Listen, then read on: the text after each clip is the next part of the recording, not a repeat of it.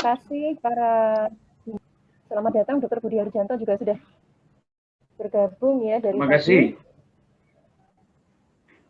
Oke, baik. Ya Bunda, para Bunda sekalian, mungkin ini kebanyakan para Bunda ya yang hadir ya. Alhamdulillah sudah bergabung sekitar 16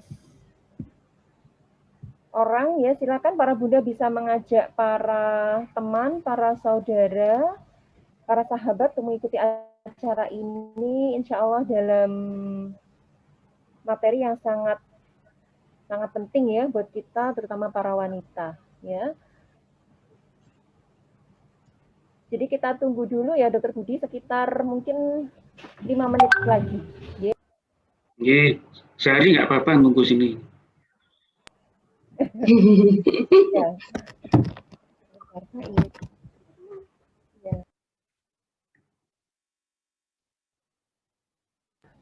Para Bunda sekalian mungkin sudah sering melihat atau mengikuti akun media sosial kami RSI Cempaka Putih Permata ya. Jadi setiap hari Jumat kami mempunyai acara Instagram Live ya. Kemudian untuk hari Sabtu setiap 2 pekan sekali atau 1 bulan sekali, insya Allah ada seminar online. Alhamdulillah pada kesempatan ini narasumber kita Dr. Budi Harjanto sedia dan bersedia dan ada ya untuk meluangkan waktu bersama kita.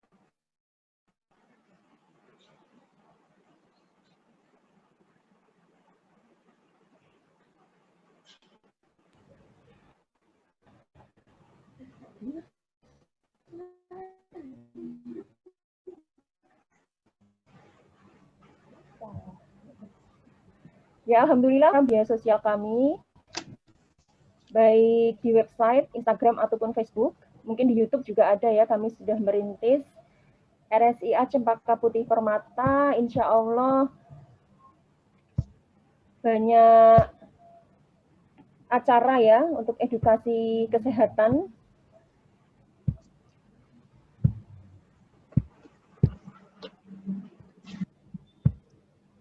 Jadi setiap Jumat kami mengadakan IG Live jam 12 siang, kemudian setiap Sabtu 2 pekan sekali atau 1 bulan sekali, insya Allah selalu ada seminar online.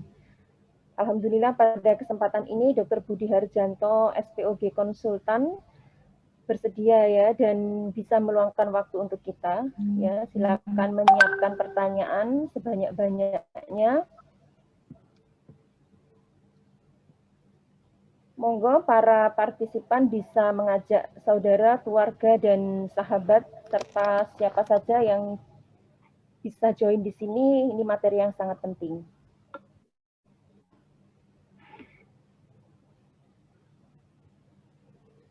Baik, kita menunggu sebentar, sekitar 3 menit ya.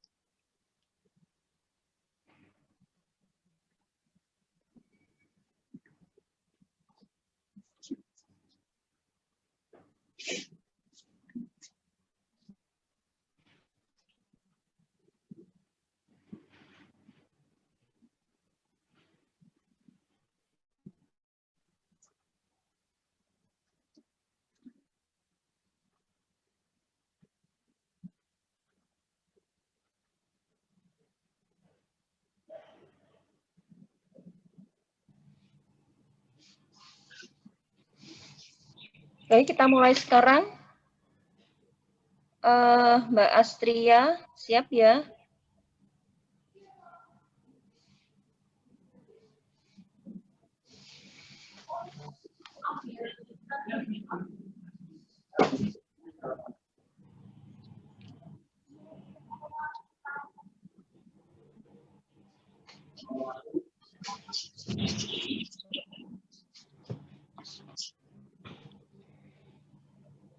Baik, kita mulai. Assalamualaikum warahmatullahi wabarakatuh.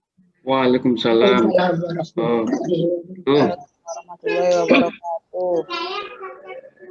Alhamdulillah, marilah kita panjatkan puji syukur kepada Allah. Pada pagi hari ini kita masih diberikan kesehatan dan karunia yang banyak dari Allah Subhanahu wa taala. Pada kesempatan ini kita hadir dalam acara seminar online yang diselenggarakan oleh Rumah Sakit Ibu dan Anak Cempaka Putih Permata Surabaya. Jadi pada pagi ini kita mengambil topik bahayakah kanker serviks. Baik, terima kasih para bunda semuanya, ayah bunda yang sudah join di acara ini. Kita akan menyimak selanjutnya dari narasumber Dr. Budi Harjanto, SPOG Konsultan. Ya. Sedikit kurikulum vitae dari beliau, Dr. Budi Harjanto, SPOG Konsultan. Beliau alumnus dari Fakultas Kedokteran UNER untuk program pendidikan dokter angkatan tahun 1990 ya. Lulus 1997 mungkin ya, Dr. Budi ya. Kemudian lulus spesialisasi dan kemudian melanjutkan konsultan ya, konsultan onkologi, lulus tahun 2019 dari Fakultas Kedokteran UNER Rumah Sakit Umum Dr. Sutomo Surabaya. Baik, para bunda, untuk lebih mempersingkat, kita persilakan Dr. Budi ya untuk memulai, karena nanti ini materi yang dibawakan insya Allah sangat penting dan padat ya para bunda. Boleh silakan menyiapkan pertanyaan sebanyak mungkin dan bisa dituliskan di kolom chat. Baik, terima kasih. Silakan Dr. Budi Harjanto, SPOG Konsultan. Kami persilakan. Terima kasih. Assalamualaikum warahmatullahi wabarakatuh. Waalaikumsalam warahmatullahi wabarakatuh. Terima kasih kepada Dr. Chandra. Kayaknya pagi ini saya yang paling ganteng ini ya. Cuman bandingannya cuman ini ada fotonya kucing. Saya dibandingkan dengan kucing ini berarti. Ada berapa wajah yang sudah saya kenal baik dan lama tidak ketemu. Ada Jeng Leli Kurniawati nih. Sehat-sehat. Alhamdulillah, Mbak Leli ya. Terus iya, amin. Salam untuk keluarganya juga. Ya. Dan ada beberapa ibu-ibu yang mungkin baru ketemu dengan saya. Saya orang Surabaya. Saya ini angkatan kedokteran unernya sama dengan Dr. Chandra. Cuman Dr. Chandra lebih pinter. Saya disuruh sekolah terus sampai ke Belanda ngambil konsultan. Onkologi. Onkologi itu yang berkenaan dengan tumor ganas lah, gampangnya begitu. Khusus di bidang kandungan. Jadi pagi ini saya diminta untuk membawakan tema seperti ini. Sebenarnya keganasan atau tumor ganas di kandungan pada ibu-ibu banyak ya. Yang terbanyak dari semua itu adalah memang keganasan atau kanker serviks. Ya, berbahaya. Jawabannya cuma satu, bahaya. Itu aja, selesai. Ya. Kenapa bahaya? Namanya kanker itu beda dengan tumor jinak. Kanker itu artinya sel-sel ganas yang mempunyai kemampuan untuk memanage dirinya sendiri, tidak tergantung pada sel induk atau sel inang yang dinumpanginya. Dia mempunyai kemampuan untuk memperbanyak diri, ya, mengambil zat-zat hidup dari sel inangnya. Akibatnya apa? Akibatnya ya sel inangnya jadi kurus kering, pucat dan lain-lain, ya. Nah, untuk memperjelas semua ini akan saya tampilkan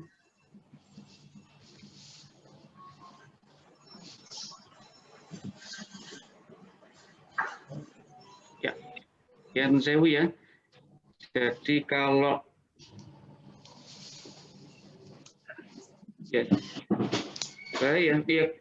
kalau kita bayangkan ibu-ibu semua nanti sampai sepuh, sampai tua, berumur sampai 100 tahun mungkin dengan kesehatan yang prima, itu harapan ibu-ibu semua. Suaminya juga senang, tentunya demikian. Penyebab dari suatu kanker serviks ini sebenarnya cuma satu, ya. Ibu-ibu tahu semua ini apa ini? Kayak onde-onde ya. Iya. Karena kalau kita cermati hampir sama kayak virusnya COVID-19, HIV, ya, hampir semua seperti ini, seperti onde-onde. Ini adalah cerita tentang kanker serviks ya. Kita lihat bareng-bareng.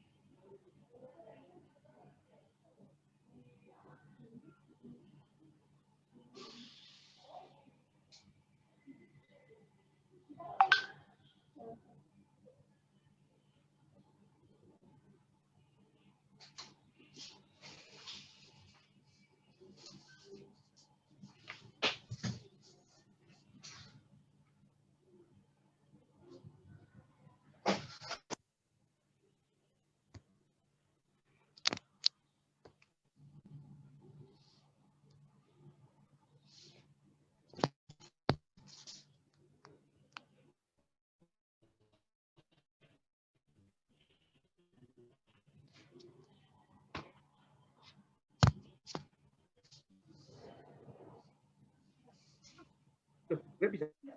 Kok bisa?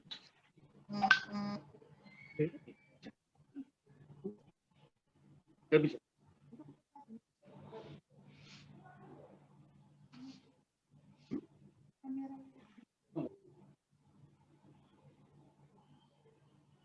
Nggak bisa. Mohon maaf, ada kesalahan teknis, bentar diperbaiki oleh tim teknis. Harus pakai ini. Ingat-ingat pesan ibu.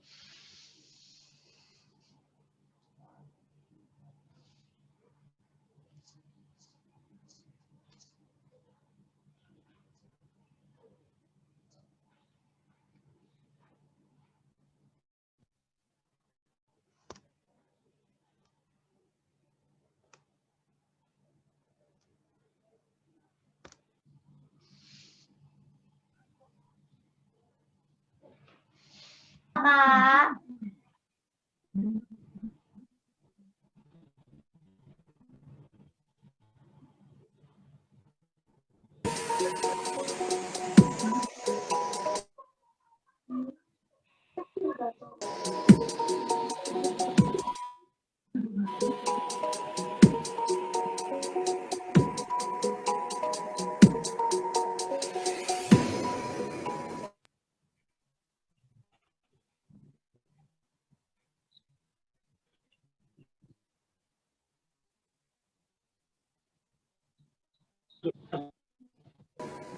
Human Papillomavirus atau HPV adalah virus yang sebagian tipenya diidentifikasi sebagai penyebab kanker. Ada sekitar 130 tipe HPV. Sebagian bersifat onkogenik, artinya berpotensi menimbulkan kanker, seperti kanker vulva dan kanker serviks. Dan ada yang bersifat non-onkogenik, salah satunya dapat menyebabkan kutil kelamin. Ketika seorang wanita terinfeksi dengan jenis-jenis virus HPV tertentu, karena imunitas tubuh tidak mampu menghilangkannya, maka virus tersebut mengubah sel serviks normal menjadi abnormal. Jika luar permukaan serviks. Di saat terinfeksi virus dan terjadinya lesi prakanker ke kanker akan terjadi dalam kurun waktu sekitar 3-20 tahun. Tetapi rata-rata adalah 10 tahun setelah infeksi. 75-80% laki-laki dan perempuan akan terinfeksi HPV selama hidup mereka. Meski sebagian besar infeksi HPV dapat hilang dengan sendirinya, persistensi infeksi HPV tipe-tipe tertentu dapat menyebabkan penyakit klinis yang signifikan. Kanker serviks di Indonesia merupakan kanker pembunuh nomor 2 pada perempuan di Indonesia. Sedangkan nomor 1 adalah kanker payudara, baru nomor 2 adalah kanker serviks. Dan setiap hari kira-kira 21 perempuan meninggal karena kanker serviks. Dan kasus baru yang ditemukan kanker serviks ada kira-kira 38 kasus baru setiap hari. Dan pada umumnya atau 70% daripada kanker serviks itu datang sudah stadium lanjut yang sudah tidak bisa dioperasi lagi. Penyakit lain yang menjadi masalah yang disebabkan karena HPV adalah penyakit kutil kelamin yang secara medis kedokteran disebut sebagai penyakit kondiloma acuminata. Nah, penyakit kutil kelamin atau kondiloma acuminata ini dilaporkan oleh WHO itu 1 kasus baru per detik ya, per detik. Dan penyakit kulit kelamin ini atau kutil kelamin ini merupakan masalah tersendiri karena mengganggu sekali ya, khususnya faktor sosial ya, yang mengganggu sekali kehidupan seksualnya, sehingga memang menjadi masalah baik di Indonesia pun di dunia. Dan khususnya di Indonesia itu 2 penyakit ini yang menjadi masalah untuk infeksi HPV, yaitu kanker serviks dan kutil kelamin atau kondiloma acuminata. HPV itu kan suatu virus, ya, virus yang bisa menular secara langsung. Dan pada kehidupan perempuan ataupun laki-laki itu risiko terjadinya infeksi HPV kira-kira 75-80%. Dan penularannya bisa melalui kontak seksual atau kontak genital, baik yang non-seksual ataupun yang non-seksual. Dan semua pun akan bisa terkena HPV ya, yang bisa menyebabkan penyakit sel serviks atau kanker serviks ataupun kutil kelamin. Dan juga penyakit HPV lainnya seperti kanker anus, kanker faring, ya, kanker laring, ya, dan bahkan dilaporkan juga ada beberapa kanker lain yang dapat disebabkan karena HPV.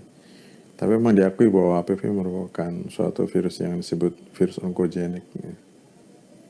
Jadi pencegahan daripada kanker serviks ataupun infeksi HPV adalah pencegahan primer, mencegah terjadi infeksi HPV yang merupakan faktor risiko.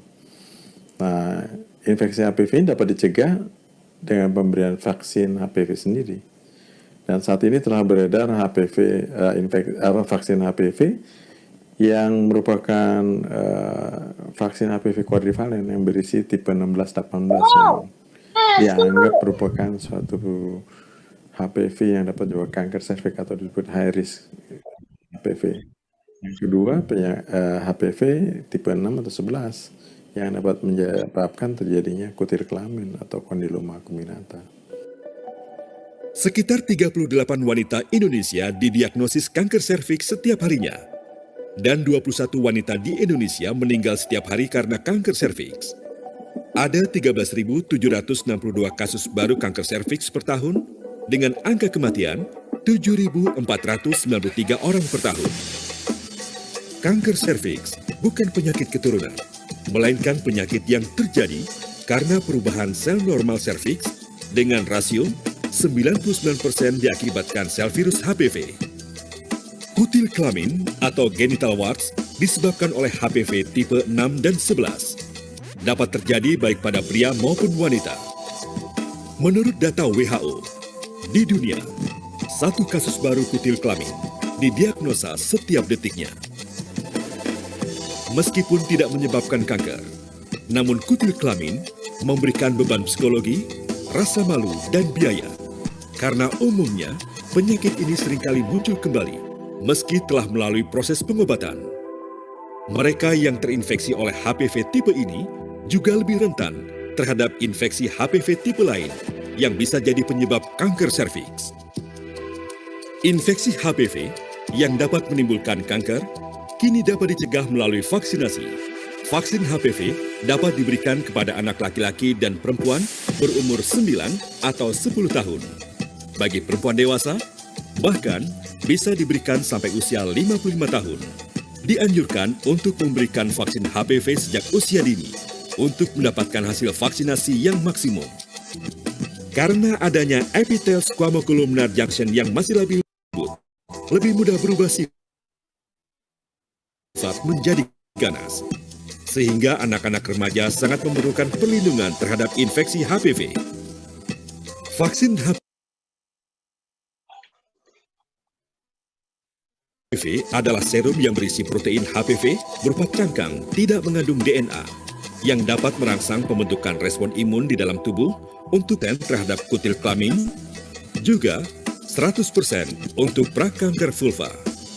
Karena manfaatnya tersebut, bahkan pemerintah di Australia, UK, dan Malaysia sudah menjadikan vaksinasi HPV sebagai program imunisasi nasional di negaranya. Vaksin HPV quadrivalent diberikan dalam 3 kali suntikan setengah mili selama 6 bulan. Injeksi kedua adalah 2 bulan setelah injeksi yang pertama. Dan injeksi ketiga adalah 6 bulan setelah injeksi pertama dilakukan. Jadi di Indonesia banyak perhimpunan profesi kedokteran sudah merekomendasikan vaksin ini.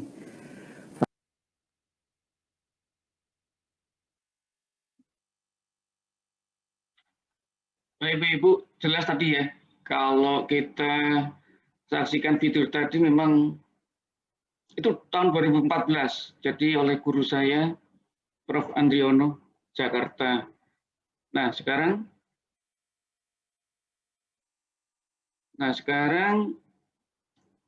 saya tambahi sedikit ya. Jadi sampai di sini. Jadi tumor ganas di kandungan ini yang disebut Sarvi yang di bawah ya. Yang di bawah sini. Kemudian beda dengan ini endometrium di ruangan dari ruang bayi ya, tempat bayi di dalam kandungan. Kalau serviks itu mulut rahim, demikian. Beda dengan tumor jinak, ya. Anda bedakan dengan tumor jinak.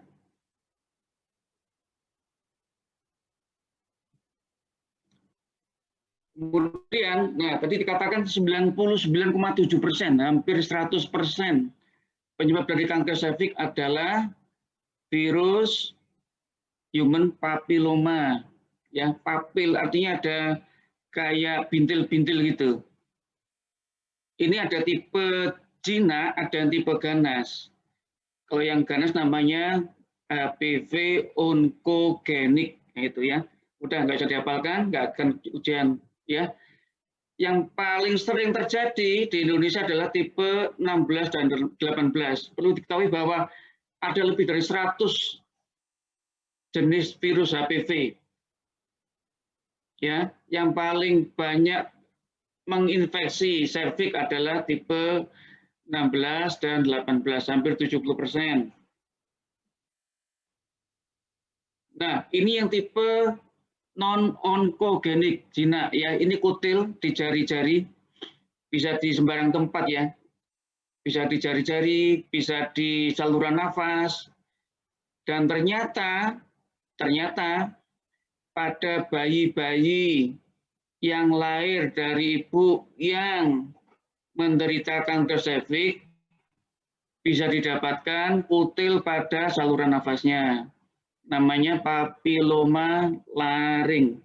Ini bisa membuntu, bisa sesak nafas kalau besar ya. Nah ini saluran nafas. Jelas ya Ibu ya?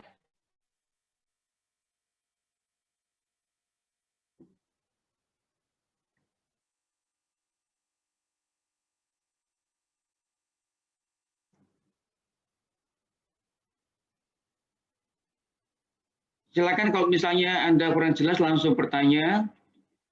Nanti saya langsung tanggapi. Nggak usah nunggu sampai selesainya semua slide saya.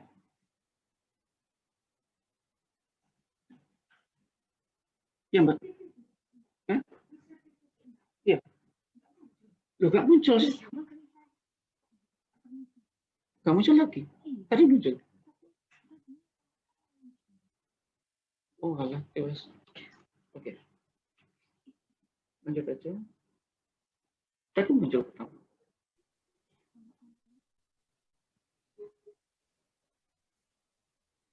Tadi muncul. Muncul.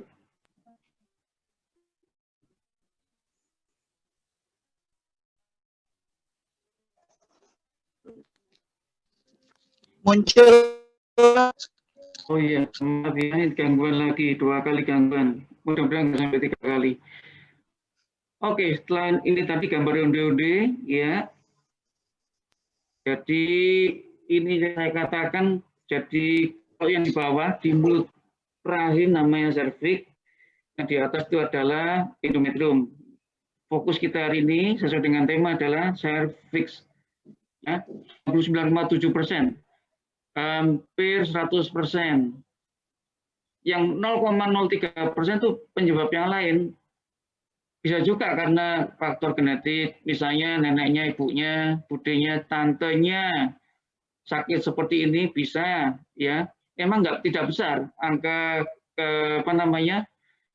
angka penurunan genetiknya ya, tidak terlalu besar. Tidak seperti pada kanker hidung telur atau endometrium.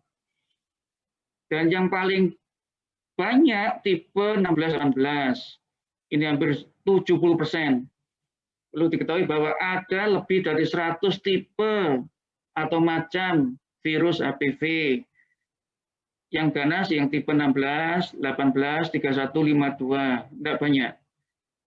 Nah ini adalah tipe yang non-onkogenik, yang jinak. Banyak di permukaan tubuh biasanya ya, di jari, di lipatan paha, atau mungkin di vulva. Vulva itu bagian luar dari kemaluan. Ya, ini yang di saluran nafas, namanya laring. Ini pada bayi-bayi yang lahir dari ibu-ibu yang menderita kanker serviks. Bisa terjadi penyumbatan saluran nafas, sesak dan lain-lain. Ya, nah yang ini yang mengerikan tampangnya, tapi sebelumnya ini jinak ya, karena infeksi HPV tipe 6 dan 11. Ini yang tipe jinak non-onkogenik. Yang ini yang ganas. Nah, ini pakai alat namanya cocor bebek. Mungkin ibu-ibu pernah diperiksa pakai alat ini, memang agak risih, tapi memang cara yang paling mudah untuk menggambarkan, untuk melihat dari ya seperti ini. Kan misalnya Gun Sewu ya, kalau pas lagi hubungan suami istri ya pasti terjadi perdarahan. Ya, tuanya itu biasanya keputihan yang lama, diobati nggak sembuh-sembuh. Ya, diobati nggak sembuh-sembuh. Mungkin ada flek-flek, perdarahan sedikit-sedikit. Malah-malah kalau pas hubungan suami istri terjadi perdarahan seperti ini, karena rapuh serviks dalam. Kalau kita lihat itu ya permukaan serviksnya seperti itu, seperti di seperti digigit tikus mungkin seperti itu gampangannya ya. Jadi berdunggul-dunggul rapuh seperti itu, mudah berdarah. Nah ini yang normal, licin, mulus, bagus ya, bagus seperti ini. Nah yang seperti ini, yang sebelah kanan adalah yang dikatakan kanker. Prosesnya lama, bukan sehari 2 hari terus jadi seperti ini, enggak. Lama. Bukan berarti kepunyaan suaminya ada siletnya sehingga tajam sehingga melukai saya, nah, bukan. Ya. Jadi prosesnya lama, bisa tahunan.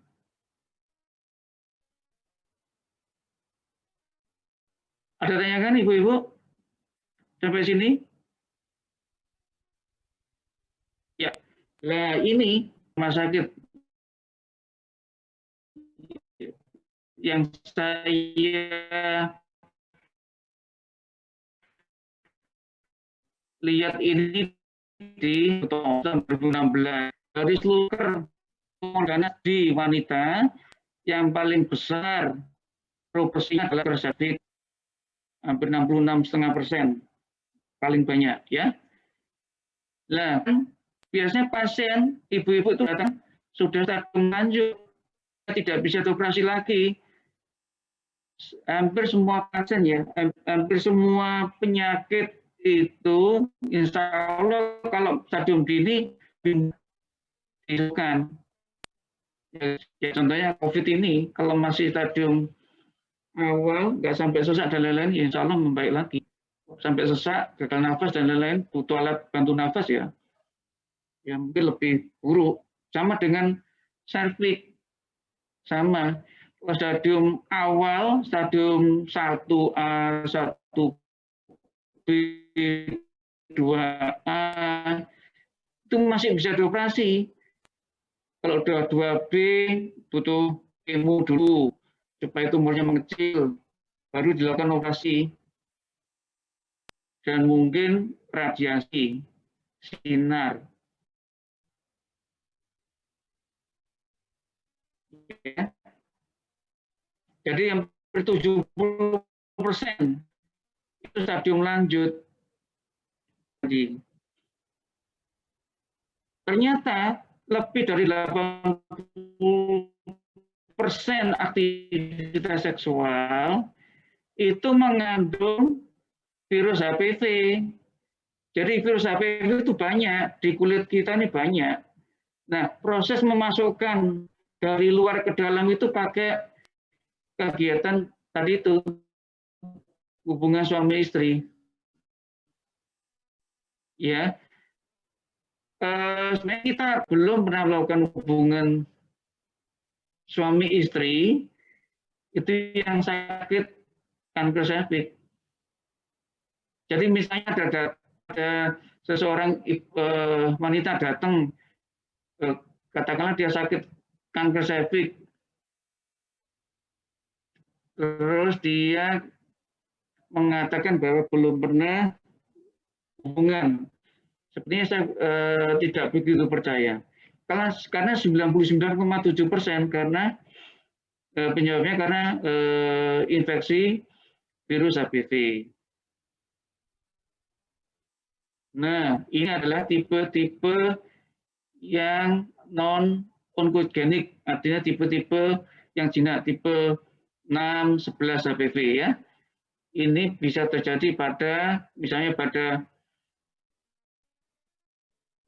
di mulut, kemudian di kulit, kemudian di anus dubur ya, atau di saluran pernapasan. Sementara tipe-tipe yang ganas, yang onkogenik ini 1682. Nah, ibu-ibu ketahui bahwa virus HPV ini tidak hanya pada wanita, bapak-bapak juga bisa, ya, di penis misalnya, atau mungkin di anus, ya bisa terjadi. Cara penularan seperti yang di video tadi ya, ada rute seksual dan non seksual. Yang seksual jelas ya harus ada hubungan, ada seksual intercourse, bisa genital, artinya hubungan badan, atau manual genital, jadi tanpa hubungan badan, cuman memindahkan virus tadi ke arah alat kelamin atau oral genital. Nah, ini juga bisa terjadi. Yang ekstra genital ini bisa, misalnya pakai handuk dari orang yang punya virus tadi, pakai handuk terus menghanduki sekitar vulva, ya, sekitar alat kelamin. Nah, itu bisa terjadi, atau pada proses persalinan bisa terjadi, ya, pada alat-alat pembantu persalinan, ya, alat-alatnya itu ada virusnya, misalnya, ya, itu bisa terjadi, atau pada proses persalinan itu sendiri, di mana ibunya sudah sakit, kemudian lahirnya bayi lewat persalinan normal, di mana pasti nanti akan melewati serviks, ya, sehingga bayinya tertular oleh HPV. Ini akan mengganggu saluran nafasnya. Faktor-faktor risiko yang mempermudah terjadinya infeksi HPV, misalnya usia muda. Usia muda ini artinya apa? Usia muda yang sudah pernah melakukan kegiatan seksual, ya. Kalau usia muda pacaran sampai kebablasan, ya, kata orang Jawa, ya, itu bisa terjadi, ya, berganti-ganti pasangan. Usia muda ini banyak terjadi di mana? Di Eropa, Amerika, ya, free sex. Nah, itu berganti pasangan, partner seksual, ya, jelas berganti pasangan. Misalnya suami istri sudah pernah, atau mungkin menikahnya lebih dari sekali, bisa terjadi. Maaf Bu ya, ada interupsi sebentar. Selamat pagi.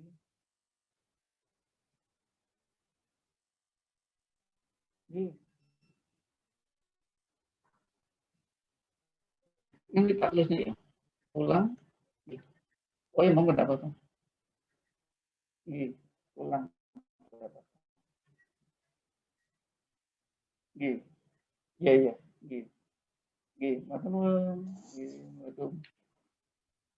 Mohon maaf Ibu-ibu. Berganti-ganti pasangan jelas sekali. Merokok, iya, merokok itu faktor risiko pada terjadinya kanker sel. Nah, proses dari terjadinya infeksi virus HPV sampai tumbuhnya kanker serviks itu lama sekali, bisa sampai puluhan tahun, ya. Sebenarnya kalau infeksi, semua infeksi dapat kita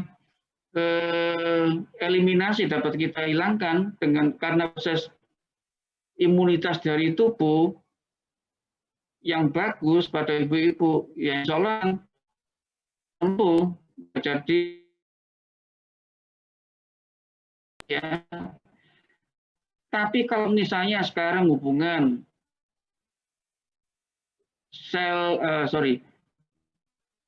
virus HPV-nya masuk, ya.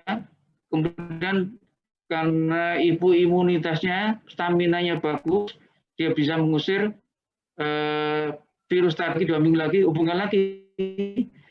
Ada proses memasukkan virus tadi terus dan menerus, namanya persisten. Nah, ini mungkin bisa terjadi, apalagi misalnya stamina bagus, imunitasnya nggak bagus, sehingga tidak bisa mengeliminasi virus tadi, maka bisa terjadi tidak dari 2 hari lama, ya. Proses ini sebelum terjadi sel kanker nyata, ada namanya lesi prakanker. Jangan terjadi pertumbuhan sel kanker menjadi kanker, bisa puluhan tahun, dekade, ya, puluhan tahun bisa terjadi demikian. Ini dia. Jadi cervix yang normal, kemudian ada infeksi virus HPV. Jadi kegiatan seksual tadi adalah kegiatan memasukkan virus HPV ke dalam cervix, ya. Kemudian kalau misalnya tubuh bisa menolak, mengusir, mengeliminasi virus tadi, ya baik, bisa sembuh. Tapi kapan lagi nanti terjadi hubungan lagi, hubungan kontak badan, ada upaya untuk masukkan virus lagi, ya begitu seterusnya. Selama ibu-ibu badannya bisa menolak virus tadi, ya baik, insya Allah baik semua. Ya, nah, bila tidak bisa mengusir dari virus tadi, maka akan terjadi perubahan dari sel serviks, jaringan serviks tadi berubah jadi ganas, ya, gampangnya begitu, sampai terjadi kanker serviks yang nyata, paling kanan itu, ya, gambarnya. Nah, pada pasien-pasien kanker serviks yang baru, ya, dengan keluhan misalnya ada flek-flek, perdarahan pasca sanggama, keputihan yang lama, atau nyeri, atau mungkin kakinya bengkak, ya. Kaki bengkak itu suatu tanda bahwa proses penyakitnya itu sudah lama, karena dia membuntu saluran limfe di bagian bawah tubuh sehingga bengkak. Nyeri, iya, nyeri itu sudah stadium lanjut, ya. Kalau nyeri, ya, kalau perdarahan sampai banyak begitu, ya bisa juga. Itu satu tanda bahwa proses kankernya itu sudah lama, ya. Misalnya menikahnya usia muda, misalnya di bawah 20. Kalau kita lihat di daerah-daerah banyak yang menikahnya usia muda, umur 15, lulus SMP. Saya dulu punya teman malah lulus SD, kelas 1 SD, umur 13 tahun, semester 1 masih masuk, semester 2 ada libur, ternyata ada menikah. Demikian. Nah, kalau terjadi misalnya perdarahan, kemudian ada keputihan, mungkin berbau dan lain-lain, ya, Anda ke rumah sakit. Ya memang agak risih karena proses pemeriksaannya seperti itu. Anda duduk atau tiduran di meja yang sedemikian rupa sehingga kakinya diangkat ke atas, dibuka, celana dibuka. Nah itu memang agak risih, ya. Apalagi dokternya laki-laki, ya kan. Sekarang banyak dokter perempuan. Kalau misalnya Anda risih, datang ke sini, ke rumah sakit Cempaka sini, RSCA Cempaka, dokter kandungannya perempuan semua. Misalnya nanti ada sesuatu yang mengkhawatirkan, ya mungkin dilakukan suatu tindakan biopsi. Biopsi itu diambil sedikit dari jaringan serviksnya untuk dikirim ke laboratorium, ya. Misalnya ganas, seminggu setelah dikirim ke dokter patologi anatomi dinyatakan ganas, ya perlu pengobatan selanjutnya. Ya, semakin dini penyakitnya semakin cepat diobati, semakin bagus. Kalau sudah stadium lanjut, ya karena gini, kami ini di onkologi ini hitungannya dengan survival rate. Jadi angka ketahanan hidup pasien. Misalnya kalau stadium dini diobati, angka kesembuhannya baik, nanti angka ketahanan hidupnya dalam 5 tahun, 10 tahun, dan seterusnya cukup besar. Ya. Kalau stadium misalnya stadium 2, 2A, 2B, beda dengan stadium 3. Ya, stadium 2A misalnya bisa dioperasi. Ya, insya Allah baik. Mungkin ditambah dengan pengobatan lanjutan, namanya adjuvan treatment atau adjuvan terapi. Bisa berupa kemo atau sinar radiasi.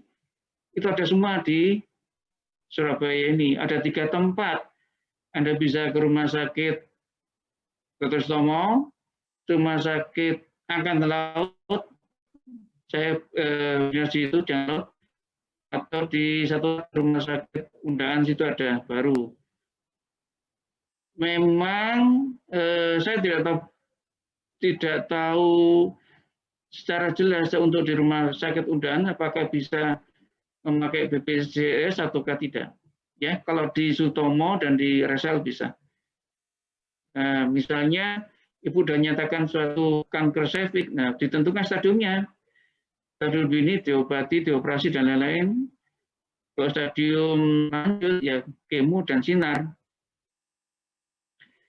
Pada pasien dengan kanker serviks yang sudah stadium lanjut, ya seperti itu kondisinya dengan kelemahan badan, pucat, anemi, ya mungkin juga ada suatu gangguan pada ginjalnya, ya ada pembengkakan ginjal, ya sehingga butuh intervensi dari dokter ginjal urologi, ya dipasang selangkah karena nggak bisa kencing, ya ginjalnya bengkak kanan kiri, kemeng di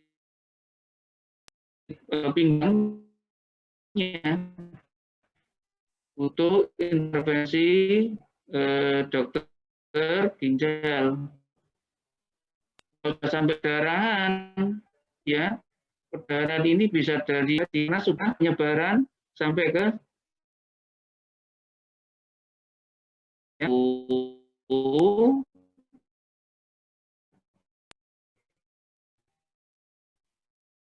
dia bisa menyebar, ya ketemu.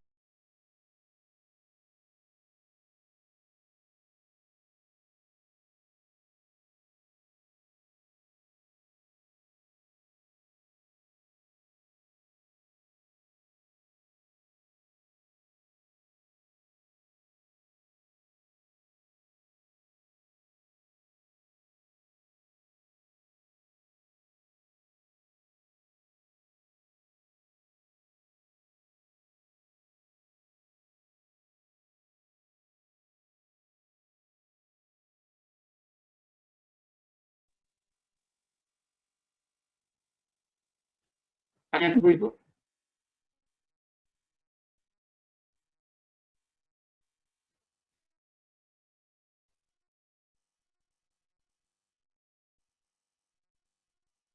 Halo.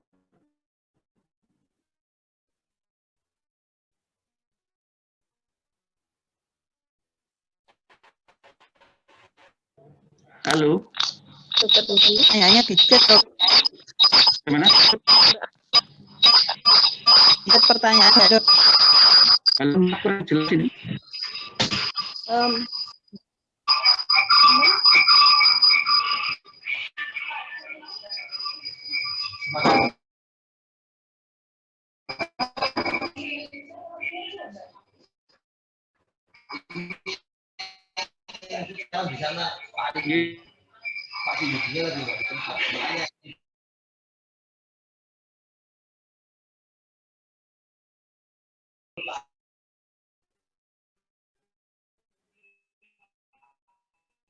sudah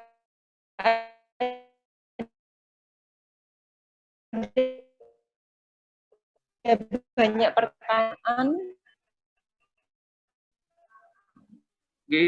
Mana nih pertanyaan?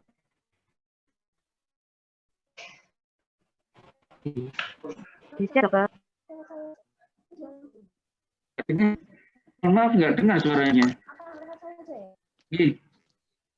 Baiklah,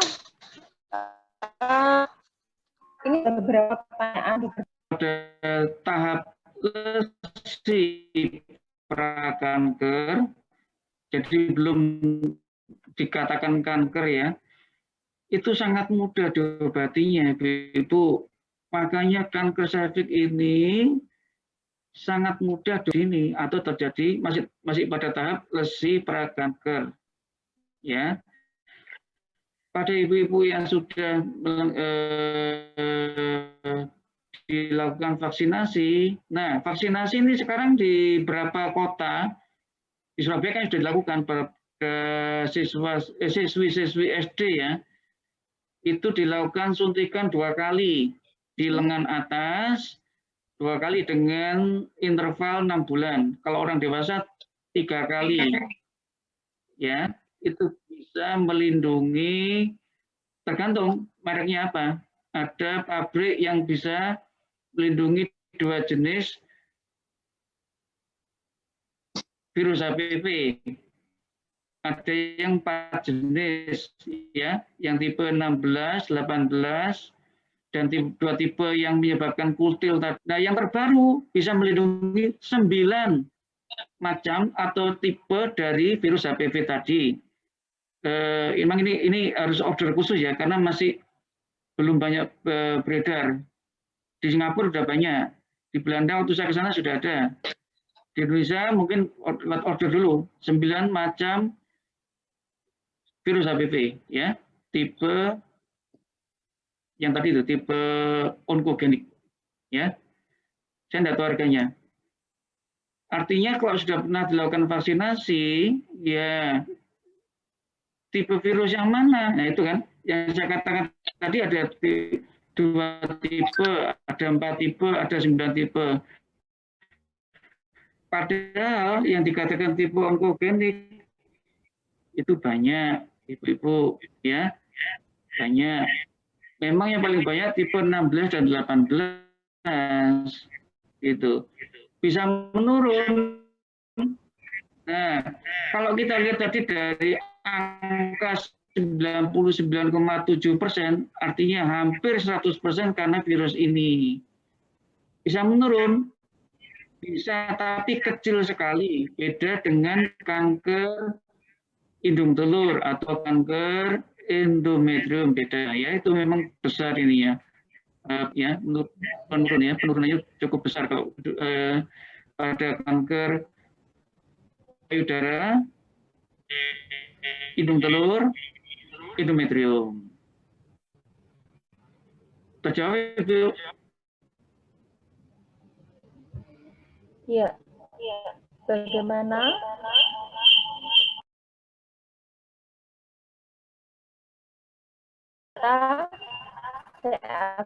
Serviks.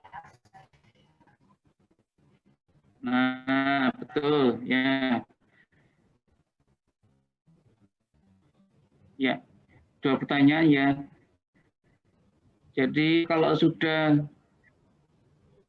dilakukan terapi, operasi, kemoterapi, radiasi, ya, dan lain-lain misalnya, bisa kembali lagi. Dan tiap 6 bulan, ya, selama 1 tahun lagi. Betul, tiap tahun kontrol. Ada sampai puluhan tahun, Ibu. Banyak itu dari luar kota, ada. Ya baik-baik saja, enggak apa-apa, ya. Tapi jantungnya misalnya tensinya tinggi dan lain-lain seperti itu. Jadi bukan grafiknya dia meninggal karena penyakit yang lain. Terus ya, bisa diobati lagi ya. Obatnya kalau udah kambuh seperti itu bisa operasi, bisa kemo atau sinar, ya, mana yang menguntungkan dan bisa menolong pasien. Demikian. Yang kedua tadi apa, Dr. Chandra? Vaksinasi apakah bisa diberikan kepada penderita? Iya, sudah divaksin,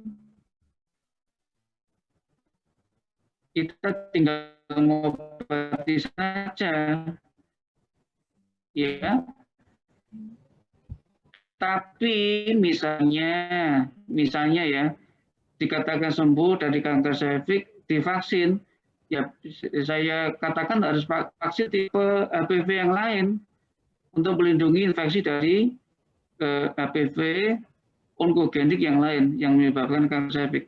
Kan tidak hanya 16-18, ya, ada 31, 52 dan sebagainya. Nah itu yang saya katakan tadi, yang 9 macam itu.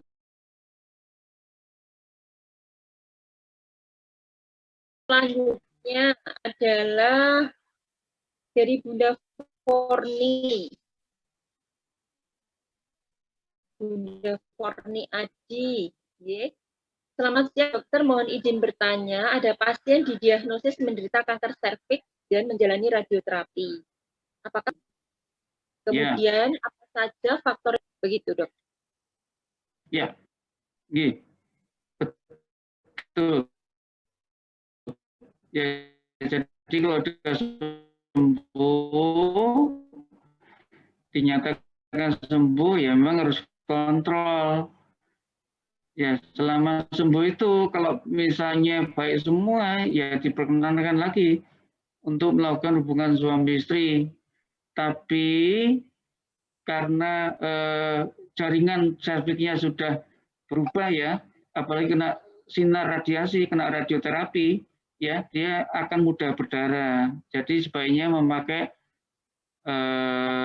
pengaman, pakai sarung, pakai kondom maksud saya, ya. Kemudian pakai pelicin, karena apa? Ya sudah banyak apa ya, jaringan serviksnya sudah tidak lentur lagi, agak mengeras, jadi mudah berdarah dan cenderung keras, ya. Hubungan ya harus lebih hati-hati,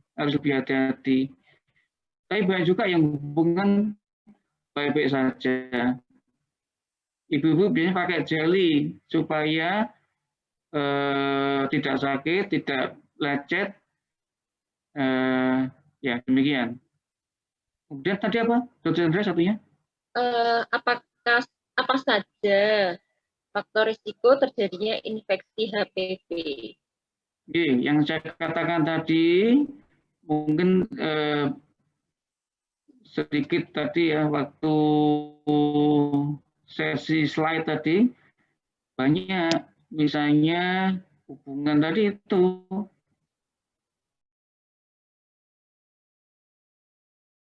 Ya, itu akan secara kimiawi akan merubah jaringan serviks, ya, sehingga mudah terjadinya infeksi, kemudian memodulasi terjadinya kanker serviks tadi.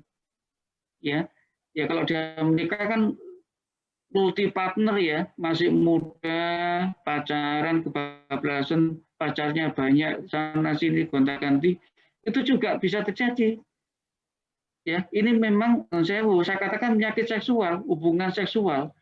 Kalau nggak ada seksual ya insya Allah nggak, karena 99,7%, hampir 100%, karena virus, ya, tahun 2000 itu penelitiannya, sarjana Walbumer namanya. Infeksi dari HPV tadi mudah terjadi, memodulasi dan ya itu tadi mengubah sel serviks menjadi ganas. Ya, itu faktor predisposinya. Apakah di organ lain juga begitu ya, Dokter Budi? untuk rokok ini? Iya, misalnya kalau kita ini ya, mungkin dari SD udah tahu kalau perokok itu kanker paru. Ya. Ingin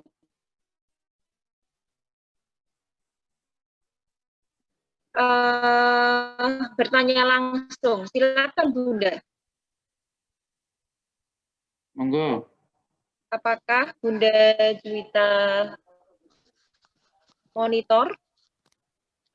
Silakan open. Assalamualaikum Dokter Budi. Monggo Bu. Waalaikumsalam. Saya Dok Juwita Dok. Jadi kita bertemu pertama kali tahun lalu di mana ibu saya pertama kali divonis kanker serviks 3B. Dok, dari Probolinggo Dok. Halo. Jadi tretan ya Bu ya. Jadi alhamdulillah ibu saya setelah melewati sembuh, alhamdulillah negatif. Jadi ada pikiran untuk ke sana Dok. Jadi bulan depan itu saya jadwalkan untuk MRI hasilnya. Atau ada advice yang lain Dok, gimana ya sebaiknya ya gitu nggih. Terima kasih Pak Dokter Budi, Dokter Chandra, terima kasih nggih. Sukses. Terima kasih. Matur nuwun. Jadi ijo-ijo dari Probolinggo ini. Enak Bu ya kalau gini, nyantai-nyantai di rumah, leye-leye, klesetan, sambil makan apa Bu kalau Probolinggo itu ya? Saya nggak tahu ini. Ya kan, sambil ya mendulang ilmu, mencari ilmu ya. Kamsu kawruh. Jadi gini Bu, efek dari pengobatan itu juga pasti ada efek sampingnya Ibu. Kemoterapi, radioterapi atau radiasi atau sinar. Itu semua ada.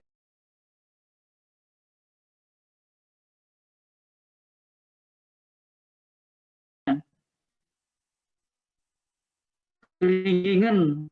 Karena apa? Ujung-ujungnya juga di kaki, di ujung-ujung jari tangan. Itu kan jadi kelingkingan, kesemutan. Meskipun sudah diberi obat, memang agak lama. Saran saya tetap ya Bu ya minum jus karena itu dan vitamin ya, multivitamin. Itu aja. Kalau di misalnya di MRI apa ya bolehlah. Tapi saya pikir proses itu memang agak lama ya. Ada yang seperti pakai sarung tangan ya, hand glove seperti itu. Itu kakaknya itu kebal ya, baal dan lain-lain seperti itu. Kayak mati rasa itu. Kakinya juga ya seperti itu. Itu efek dari kemoterapi. Ya, belum lagi misalnya pada sumsum tulang dia akan menekan pertumbuhan darah sehingga terjadi apa misalnya anemi, harus tambah darah, transfusi.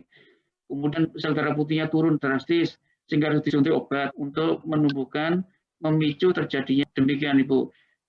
Bisa juga pada keping-keping untuk apa namanya membantu proses dan pakai alas kaki Ibu ya, tetap pakai alas kaki karena kedinginan itu kadang nggak bisa rasa, kena beling, kena paku, ya itu hati-hati ya, tetap pakai sandal lah ya kalau keluar rumah ya, kalau kedinginan nggak rasa kadang kaki itu oke ya Bu ya, semoga ibunya baik-baik, kita doakan semua. Nggih, Pak Dokter, terima kasih nggih. Sehat-sehat selalu. Ini kalau saya baca chatnya ini stadiumnya paling tinggi berapa nggih? Nah, stadiumnya sampai 4B Ibu, sampai ke paru-paru. Atau stadium lanjut ya sampai ke mana? Sampai ke tulang misalnya, stadium 4B itu. Ya. Kalau sampai timbul cairan di paru itu 4A. Kalau sudah sampai ke jaringan paru yang 4B. Ini ada lagi, selamat siang dokter, untuk menjaga supaya CA cervix tidak kambuh lagi, apa yang harus dilakukan? risiko penularan. Ya, saya kalau memang suami istri ya memang ini ya. Tapi dengan kondom itu memang mengurangi proses masuknya transmisi dari virus tadi. Ya, bukan berarti gara-gara bapaknya enggak, ya. Bukan, ya memang ya virusnya ada di mana-mana. Saat terjadi hubungan seksual itu kan pasti terjadi apa ya, permukaan dari cervixnya pasti ada luka sedikit ya karena proses persetubuhan tadi. Ya itu virus masuk ke situ, tumbuh dan berkembang. Kalau badan ibu baik, sehat, sempurna, ya insya Allah baik bisa mengusir virus tadi. Tapi kalau misalnya aktivitas seksualnya sering sekali, ya virusnya masuk banyak. Selama ibu sehat baik, ya baik-baik saja. Contohnya yang nenek-nenek banyak sekali yang terbebas dari kanker serviks, ya kan? Bukan berarti yang menikah mesti kena, enggak, bukan. Itu sehatnya lahir batin, ya jiwa raga, ya kalau sehat badannya saja, jiwanya enggak, ya itu juga berpengaruh pada proses status imun ya, kekebalan badan ibu ya, sedih dan lain-lain, mikir utang dan lain-lain ya gampang ini ya, gampang terjadi proses infeksi. Ini infeksi kenapa? Ya masuknya virus ya, sama kayak orang flu, orang sakit COVID ya, atau mungkin HIV sama ya, stamina yang diserang begitu, imunitas. Yang ada di bawah ini harapan kedepannya seperti apa ya, angka ketahanan hidupnya seperti apa ya, seperti itu. Ya kalau 1B ya satu lesi atau tumornya itu masih terbatas di serviks, belum menyebar kemana-mana, cuman ukuran atau diameternya. Nah ini kalau yang terbaru 1A1, 1A2, 1A3 loh, banyak loh ya. 1B1 loh. Apa yang lagi? 1B yang mana? Saja belum nyebar kemana-mana, belum ke atas, belum ke bawah. Kalau ke bawah kemana? Ke vagina atau liang sanggama ya. Kalau ke atas ya ke rahimnya semua kena, atau ke sebelahnya kanan kiri, depan belakang. Nah di depan itu ada apa? Depan itu ada kandung kemih, tempatnya kencing. Nah kalau kandung kemihnya diserang, kencingnya merah berdarah, atau malah nggak bisa kencing karena buntu, dipasang selang kencing kateter ya. Kalau ke belakang tempatnya beol itu anus, dubur ya, kena juga. Akibatnya apa? BL-nya sulit satu, yang kedua BL-nya berdarah bisa ya, itu dan terobos atau metastase atau cium lanjut 4 itu. Kalau 1B terbatas pada serviks saja, diameternya masih kecil ya, belum sampai 2 cm, belum sampai. Yang terbaru malah 4 sekarang ya, begitu. Yang bisa memicu yaitu yang saya katakan tadi, bisa hubungan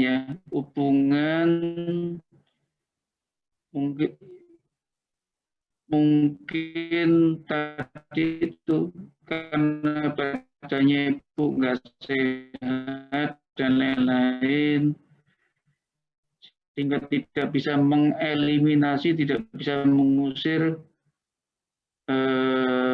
virus tadi, sama kayak orang influenza, batuk pilek, COVID tadi ya, hubungan usia dini, gonta-ganti pasangan, merokok dan lain-lain tadi ya, itu pemicu ya.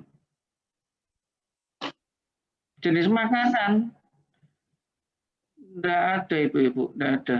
Untuk cervix enggak. Pada misalnya kanker yang lain, nasofaring misalnya itu, misalnya bakar-bakaran, ikan asin itu bisa. Kalau orang Jepang itu kanker daerah usus, lambung itu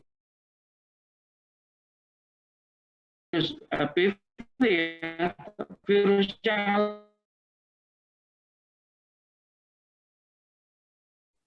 tahu putih, kerupuk putih, vitamin B kompleks ya itu gampang sakit. Air putih lagi minumnya. Selesai sudah. Ya, harus ada kombinasi, harus lengkap. Ya nasi, ya karbohidrat, sayur dan lain-lain. Ya seperti yang kita pelajari waktu kita SD dulu lah, Bu, ya. Nggak ada pantangan yang spesifik untuk kanker cervix. Makan minumnya itu bebas, ya. Apalagi kalau sudah sakit terus bolak-balik transfusi, karena apa? Nggak boleh makan sama tetangganya. Ibu jangan ini ya gampang percaya. Ya 99,7%. Ya sebenarnya kami itu agak malu mengatakan bahwa ini penyakit hubungan seksual, tapi iya di textbook internasional demikian. Ya kita merasa sungkan ngomong itu penyakit, yuk memang iya akibat hubungan seksual. Iya, karena tadi itu prosesnya ya memasukkan virus HPV ke dalam cervix. Ya, tadi hubungan suami istri, cervixnya periksa pasmir mungkin, dan nun sewu. Pasmir itu, nah ini dia, ternyata sensitivitasnya juga rendah, 60%. Jadi pernah terjadi ya kasus ini saya tangani sendiri. Jadi katanya sudah pasmir nggak apa-apa. Bulan kemarin kok masih berdarah. Ternyata waktu saya lihat, saya periksa, loh Bu ini sudah lama sakitnya, ya kan? Jadi sebaiknya Ibu pasmir kepada tenaga kesehatan yang mengerti tentang cervix, ya bisa membedakan ini cervix yang normal atau tidak.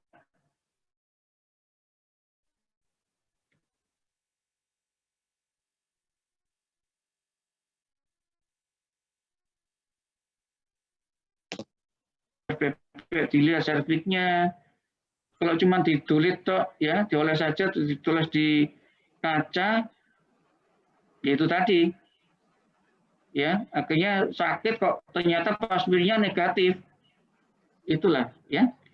Jadi lebih baik pasmir itu pada tenaga kesehatan yang sudah mengerti tentang cervix ya, ini cervix normal apa enggak, itu aja ya. Kalau misalnya Ibu sudah kadung, banyak terjadi, nggak tahu mungkin pas ada kegiatan apa ya Dharma Wanita atau apalah, atau instansi apa yang melakukan pasmir gratis, ya kan? Tulis oles ke kaca akhirnya. Nah, katanya negatif, kok sakit? Nah, bingung kan? Ya, saya katakan apa adanya, Ibu ini sakit. Setelah proses biopsi, diambil sedikit jaringannya, nah ternyata ganas. Baru sadar bahwa dia itu sakit. Nah itu. Jadi mohon Ibu kalau sudah menikah itu ya secara berkala, mungkin setahun sekali periksa pasmir. Di sini bisa, sangat bisa, kan dokternya perempuan semua. Nggak usah malu atau risih. Kalau sama perempuannya kan begitu. Nanti kalau ada apa-apa kan mungkin ya nanti konsulnya ke saya, obatnya apa dan lain-lain seperti itu. Ya Bu ya, ini demi Ibu semua, ya demi kesehatan organ reproduksi Ibu. Cervix sangat tinggi sekali kejadiannya. Banyak yang malu-malu, itulah yang menyebabkan datanya sudah stadium lanjut, nggak bisa dioperasi lagi. Kalau dioperasi baik, ya insya Allah baik, lebih lama ketahanan hidupnya.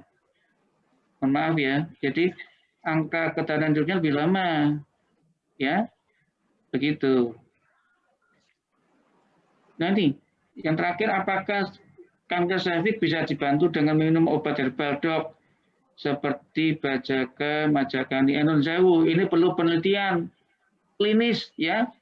Penelitian klinis artinya apa? Ya perlu diuji coba pada manusia yang sakit. Oh ya, orang yang sakit seperti ini ya perlu diuji coba. Ya, namanya uji klinis. Ya. Gitu. Ya, Bajaka yang dari Kalimantan itu ya, yang berapa waktu lalu sempat rame ya, Majakani saya kurang tahu. Ini harus dilakukan suatu uji coba, penelitian klinis Bu ya. Nggak bisa sembarangan. Ya kita nggak tahu juga efek sampingnya, ya kan? Misalnya Ibu minum obat herbal apa gitu ya, dari siapa, ahli herbal, ya monggo aja, tapi menurut saya harus dibuktikan secara klinis. Ya, klinis itu apa? Ya harus dicobakan pada manusia dalam jumlah yang banyak. Benar nggak berkhasiat gitu loh. Efek sampingnya apa misalnya? Efek samping lebih besar daripada efek pengobatannya, ya percuma. Ya, misalnya efek sampingnya banyak, bisa jadi kanker hati misalnya, jangan. Obat-obat ini kan juga berisiko, termasuk obat kemo tadi saya katakan, sel-sel yang sehat juga kena, ya kan, bukan hanya sel kankernya, begitu. Ada lagi,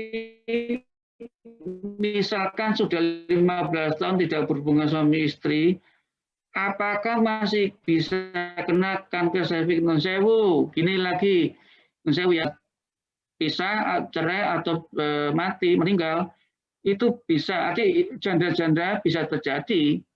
Banyak kok yang berobat, karena prosesnya lama, hubungannya lama, ada 15 tahun yang lalu, sekarang sakitnya bisa, ya sangat bisa. Banyak yang demikian. Makanya Ibu harus periksa. Semakin dini diobati semakin bagus hasilnya. Angka ketahanan hidup makin lama, makin tinggi. Begitu. Ya, bisa hidup sekian puluh tahun lagi ya. Dari saya ya. Kalau dari penyakit lain ya walau alam, kita nggak tahu. Jadi kalau sudah 15 tahun tidak berhubungan, bisa terjadi. Proses itu lama, proses terjadinya kanker serviks itu bisa tahunan, puluhan tahun, 20 tahun bisa. Bisa sudah ditinggal suaminya lama, bisa terjadi. Ya, tetap cek. Ya. Ada lagi tanyakan, Dr. Chandra mungkin ada yang Iya, di ketinggalan. sini di chat, oke.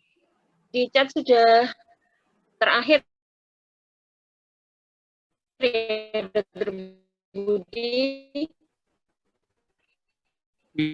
Mungkin saya ingin bertanya, Dokter. Jadi dari yang ditularkan melalui hubungan seksual. Nah ini kalau karena ya banyak yang bertanya misalnya apakah bisa ditularkan melalui misalnya sebenarnya HPV ini hostnya di mana ya Dokter Budi, atau memang di organ-organ tertentu, atau bisa seperti tadi ditanyakan oleh pasien-pasien atau peserta seminar begitu, menular melalui handuk atau baju dalam dan sebagainya. Iya, jadi bukan hanya kontak genital ya, manual, artinya tangan, jari-jari masuk ke kemaluan bisa terjadi, ya, sehingga terjadi mikrolesi atau luka yang kecil, ya itu virus masuk ke situ, ya kan? Di tangan kita, di permukaan jari-jari kita banyak virus, ya kan? Bukan hanya virus HPV, kita nggak tahu, mungkin ada COVID dan lain-lain, influenza mungkin, ya, seperti itu. Jadi ada proses transmisi yang genital manual atau non genital tadi, seperti dikatakan oleh Prof. Andriono dari Jakarta tadi, bisa terjadi. Ya, sama lah kayak COVID itu ya, bisa dari tangan masuk ke saluran nafas. Nah, ini masuknya ke saluran reproduksi tadi, tumbuh dan berkembang di situ. Demikian. Iya. Baik, mungkin ada lagi yang ingin langsung, satu lagi mungkin saya berikan kesempatan untuk mic.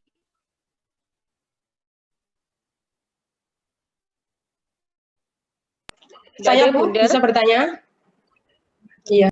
Waalaikumsalam Bu. Iya, saya Ibu Samini. Saya mau mengucapkan terima kasih karena dokter telah menolong saya untuk operasi di luar RSAL.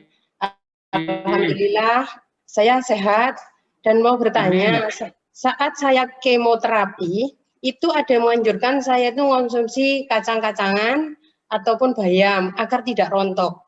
Itu memang benar, saya lakukan tidak rontok. Tapi di kemudian hari, selesai saya kemoterapi, beberapa bulan, itu saya terjangkit asam urat sama kolesterol itu tinggi sekali. Sampai kolesterol itu 269, sampai asam urat itu sampai 8. Saya akhirnya konsultasi radioterapi, saya kan belum sinar. Sinar saya itu masih besok itu tanggal 25. Nah, Senin rencana saya untuk lab. Habis itu, karena asam urat tinggi, kolesterol tinggi, di saat saya nanti sinar, itu bisakah saya konsumsi bayam sama berupa kacang-kacangan tersebut? Iya. Jadi memang yang Ibu konsumsi itu mengandung asam bahan makanan yang bisa memicu peningkatan asam urat di darah. Tuh hijau-hijau, bayam ya, kacang-kacangan, unggas, ayam-ayaman, burung, itu juga merpati maksud saya. Itu memicu peningkatan asam urat. Ya, naik kolesterol ya bangsanya apa misalnya minyak-minyak, terus santan, jeroan gitu-gitu ya. Selama Ibu tidak turun HB-nya boleh sinar Bu, minimal 11 HB-nya. Kalau kurang ya ditambah lagi transfusi dulu. Ya Bu ya. Kalau misalnya Ibu asam urat tinggi bisa minum yang banyak, ada obatnya juga ya, banyak, nggak apa-apa. Yang penting Bu HB-nya bagus. Dan tetap ini ya, kalau asam urat itu biasanya yang diserang adalah sendi-sendi. Iya. Ya. Sendi-sendi badan Ibu itu agak kaku ya gitulah. Ya. Terus bengkak ya kan? Ya itu hati-hati. Ya iya. Bayam bagus untuk meningkatkan HB. Tapi efeknya tadi itu asam uratnya memang agak sedikit tinggi. Termasuk kacang-kacangan tadi juga sedikit tinggi asam uratnya. Demikian Ibu. Unggas itu juga asam uratnya juga tinggi, ya. Ya, selama Ibu HB-nya baik di atas 11, ya boleh sinar, enggak apa-apa, Bu. Ya. Tetap Ibu jalan-jalan, kalau boleh minum obat untuk menurunkan asam uratnya. Bila Ibu sampai terasa gangguan pada sendinya, kemudian ada pembengkakan sendinya, ya, timbul benjolan kecil-kecil di sendi, itu loh, ya. Monggo enggak apa-apa, obatnya enggak mahal, itu. Ya, yang kedua, dokter, kalau mau pesan vaksin, ini di mana ya? Ke dokter Budi, andai kata? Ini wes gampang, Ibu rumahnya mana? Kan kalau dekat sini aja rumah sakit RSIA Cempaka sini, ya. Nanti alamatnya tanya Dr. Chandra, itu bosnya rumah sakit sini. Harganya berapa? Tanya beliau saja, ya. Itu sebaiknya pada putri-putrinya Ibu, ya, apalagi yang belum menikah bagus sekali. Memang gratis sekarang program pemerintah itu di Surabaya nih. Kalau di Bali semua Bu, ditanggung pemerintah, dibayari. Emang agak mahal ya. Sekitar 1 juta mungkin sekali suntik kalau nggak salah ya. Kalau nggak salah. Kalau sudah agak besar putrinya ya mungkin 3 kali. Kalau masih di bawah 12 tahun, cuma 2 kali suntiknya. Saya tahu kalau putrinya Ibu masih SD, mungkin ada program dari Pemda atau Pemkot untuk vaksin HPV 2 kali suntik saja dengan interval 6 bulan. Ada berapa itu di SD di Surabaya ini yang sudah dapat vaksin HPV untuk siswi-siswinya. Begitu Bu. Ya, nanti kalau masalah vaksin tanya ke Dr. Chandra aja. Ya. Baik dokter. Ada lagi Bu? Semoga Ibu sehat selalu. Amin dokter. Saya kerja. Terima kasih. Kami Dr. Chandra. Saya kembalikan. Baik. Para Bunda, terima kasih ya atas partisipasinya pada acara pagi ini. Alhamdulillah, terima kasih Dr. Budi atas kuliah paginya yang panjang lebar dan sangat lengkap. Dan insya Allah sangat bermanfaat ya buat kita semua. Mungkin ada sedikit rangkuman, sedikit aja Dr. Budi ya, yang bisa saya sampaikan. Jadi yang pertama, kanker serviks ini adalah penyakit keganasan ya pada serviks, yang termasuk kejadiannya tertinggi ya pada wanita. Dan banyak yang datang pada stadium lanjut. Nah, sehingga akan lebih sulit untuk pengobatannya. 99,7% disebabkan oleh virus HPV, ya. Kemudian bisa dicegah dengan vaksinasi, ya, dan mungkin dengan deteksi dini pap smear yang dilakukan pada tenaga kesehatan yang berkompeten. Mungkin begitu ya, Dr. Budi. Mungkin ada take home message sedikit lagi mungkin. Ya, semakin dini diketahui sakitnya, semakin mudah diobati, dan angka kesembuhannya juga tinggi, angka ketahanan hidupnya tinggi. Ibu-ibu yang sudah menikah, jangan malu-malu untuk memeriksakan diri, organ reproduksinya. Ya, kadang tanpa keluhan, atau kalau ada perdarahan, kemudian berbau, kemudian nyeri, kakinya bengkak, itu sudah stadium lanjut. Artinya apa? Yaitu tadi susah disembuhkan, gitu Ibu ya. Susah sembuhkan artinya bolak-balik kambuh lagi begitu. Tapi Ibu tetap berobat, jangan putus asa. Semua penyakit itu ada obatnya, ya. Betul Dr. Chandra? Insya Allah. Insya Allah begitu ya. Ibu-ibu tetap semangat ya. Meskipun sakit tetap semangat.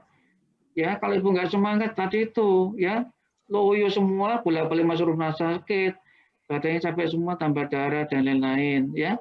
Nggak mau makan, putus asa dan lain-lain gitu. Itu yang tidak kami harapkan. Kenapa? Kalau ibu tambah darah itu kan juga kasihan gitu loh. Ya, harusnya nggak usah tambah darah, cukup makan banyak dan lain-lain, minum vitamin dan lain-lain. Akhirnya tambah darah karena nggak mau makan, nggak mau minum dan lain-lain. Ya, kasihan. Itu aja. Semoga ibu-ibu bisa semua dan kita dapat lindungan dari Allah Subhanahu Wa Taala, dan semoga pandemi COVID ini segera berakhir. Amin. Dari saya terima kasih. Kepada Dr. Chandra terima kasih. Assalamualaikum warahmatullahi wabarakatuh. Waalaikumsalam warahmatullahi wabarakatuh. Baik, Bunda, saya tutup terlebih dahulu ya. Sebagai moderator, saya mengucapkan mohon maaf atas segala kekurangan pada acara ini. Semoga kita semua diberi karunia kesehatan dan rahmat dari Allah Subhanahu wa Ta'ala. Dan ingat para ibu ya, manfaatkan 5 sebelum 5 diantaranya adalah memanfaatkan waktu sehat kita sebelum sakit. Okay? Jadi mari kita bersama-sama membekali diri dengan banyak ilmu dan pencegahan kesehatan, pencegahan penyakit. Okay? Baik, terima kasih Dr. Budi Harjanto, SPOG Konsultan yang telah banyak memberikan ilmunya, semoga barokah menjadi amal jariah yang terus mengalir. Semoga sehat selalu, dokter. Semoga sering ke RSIA Cempaka Putih Permata. Nanti kapan-kapan dengan Alhamdulillah. Insya Allah ya, dokter. Para bunda pasti sudah menantikan. Ya, terima kasih. Kita tutup acara ini dengan membaca hamdalah dan istighfar. Alhamdulillahirabbil alamin. Astaghfirullahaladzim. Dan tadi bagi yang ingin menghubungi RSIA Cempaka Putih Permata bisa membaca di chat. Oke. Mbak Astria, enggak perlu foto ini? Mbak Astria? Iya, dokter. Kenapa di foto ya? Monggo para bunda bisa on kamera ya. Kita akan dokumentasikan sedikit supaya bisa diabadikan di Instagram dan Facebook. Silakan Mbak Astria. Monggo yang bisa on kamera. Sudah Mbak Astria? Iya dokter, sudah. Sudah ya? Iya Sudah, sudah Mbak? dokter. Nah, saya tutup. Terima kasih para bunda atas partisipasinya. Semoga sehat dan sukses selalu. Jangan lupa untuk selalu menjaga disiplin dalam protokol kesehatan. Semoga pandemi ini segera berlalu. Ya, terima kasih. Assalamualaikum warahmatullahi wabarakatuh. Saya akhiri, ya.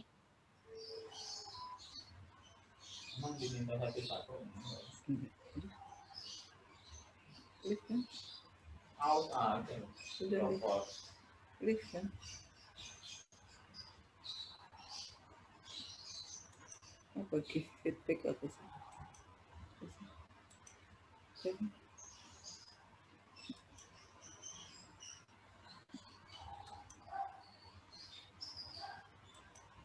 Kalau sih, nggak bisa ditutup.